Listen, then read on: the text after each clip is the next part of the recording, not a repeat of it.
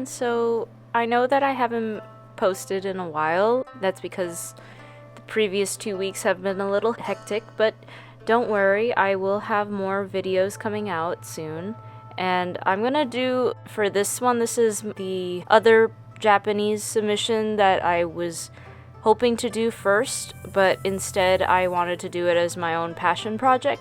So this is going to be a part series, so this is part 1 of the video, and I will post the next part soon when I complete most of what I am expecting to get through for this project. So let's get started. Right now I'm taking inspiration from older paintings from many years ago in Japan's history, and I'm trying to emulate that in this project. Eventually I'll get to more modern stuff to put in this Japanese themed submission. It's not going to be submitted, of course, but it is what I was planning to submit for the Japan Festival art contest. Right now I'm doing the older style theme coloring, which is mostly blacks and blues.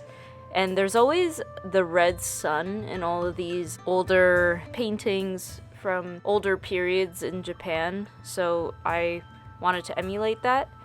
And then I also wanted to do some boats, since there was a lot of fishing boats in the older art pieces. But anyway, I just wanted to show you my process, and I am using acrylic paints for this painting, and I will be doing a video on how to use acrylic paints soon, since acrylic paints are what I'm most familiar with, and I still am learning how to use acrylic paints. I will mention a channel that I am watching currently in a later video that also has some tips and tricks of how to use acrylic paints. Technically, when it comes to using acrylic paints versus, say, oil paints, acrylic paints are a lot harder to blend and it dries quicker, which, depending on who you are, you might think of it as a good thing or a bad thing. For beginners, acrylic paint is the best option because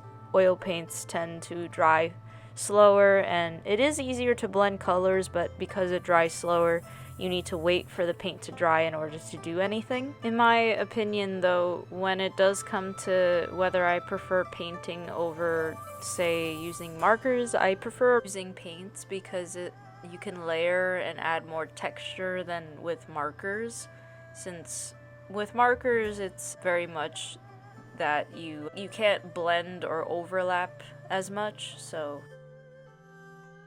that is part 1 so far, and I look forward to part 2.